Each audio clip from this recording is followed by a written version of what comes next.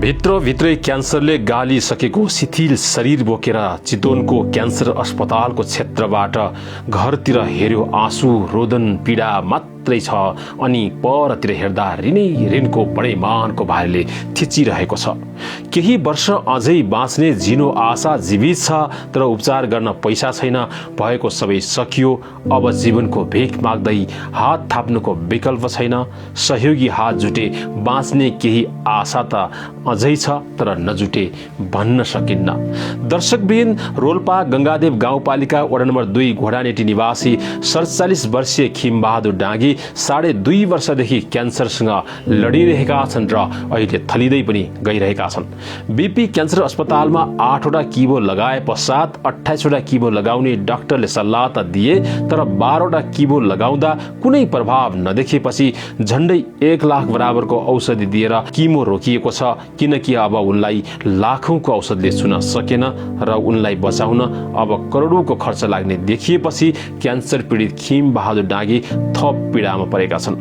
उनको दर्दनाक पीडा र उनलाई देखेपछि कसको आँसु नबग्ला र उनीसँग केही कुराकानी गर्न खोज्दा डाको छोडेर रोए। मर्न त कसलाई मन हुन्छ र मलाई केही दिन बचाऊ भन्दै बलिन्धारा आँसु बगाए। आर्थिक स्थिति यति कमजोर छ, अब छोराहरूको खर्च पनि नभ्याउने भयो, आफ्नो कमाइ छैन, अब के सोच्नु भएको छ त? कसरी चाहिँ उपचार गर्ने त? सोचाइ केही छैन। त्यससँग साथीहरूले चिनाहरूले के सहयोग गर्नुभयो भने गर्नु भएन भने अब यत्तिकै मर्ने यता हुन्छ, अरू क्यान्सर त्यहाँको ठाउँ छैन। आज चितवनबाट यहाँलाई दुःखद खबर लिएर उपस्थित भएको छु। यति बेला मेरो साथमा खिमबहादुर डाँगी अथवा खगेन्द्र डाँगी, जो गंगादेव गाउँपालिका वार्ड नम्बर 2 निवासी हुनुहुन्छ। उहाँ चाहिँ लामो समयदेखि एउटा क्यान्सर पीडित व्यक्ति हो। 2.5 वर्षदेखि उहाँ चाहिँ क्यान्सर पीडित हुनुहुन्छ र उहाँले चाहिँ यहाँ आउने, फेरि उपचार गर्ने, जाने गर्दै 2 चोटि किमो चाहिँ उहाँले चलाइसक्नु भएको छ।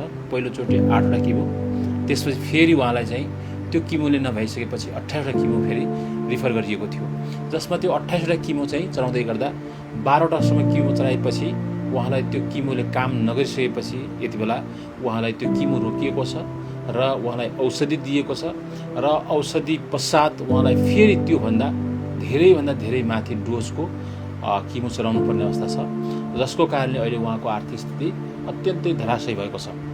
घरको स्थिति पनि छैन भाइ, मेरो पनि सकिसकेको छ। घरबाट छोराहरूको कमाइ पनि ल्याएर मैले सिद्ध्याइसकेँ। घरमा केही छैन, मेरो ऋण छ, जग्गाहरू ऊ छ भाइ, मैले तिर्न सकेको छैन।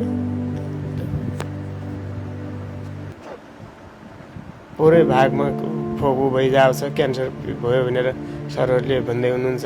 अहिले चिनाएको साथीहरूले कहिले मलाई सहयोग गर्नुहुन्छ कि भन्ने आशमा मैले अहिले पत्रकारहरू त कुराकानी गर्न खोजेँ। आफू बिमार हो, तर बुढी पनि बिमार, आमा पनि बिमार।